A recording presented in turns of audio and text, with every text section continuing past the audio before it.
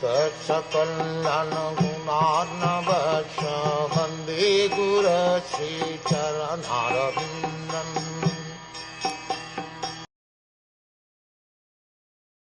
Lord Kṛiṣhṇa, the personality of Godhead, approached them and offered due honor and respect to each and every one of the friends, relatives, citizens, and all others who came to receive and welcome him.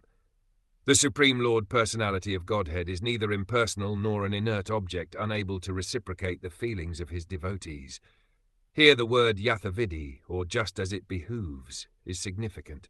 He reciprocates just as it behooves, with his different types of admirers and devotees. Of course, the pure devotees are of one type only, because they have no other object for service but the Lord, and therefore the Lord also reciprocates with such pure devotees, just as it behooves, namely, he is always attentive to all the matters of his pure devotees. There are others who designate him as impersonal, and so the Lord also does not take any personal interest. He satisfies everyone in terms of one's development of spiritual consciousness, and a sample of such reciprocation is exhibited here with his different welcomers.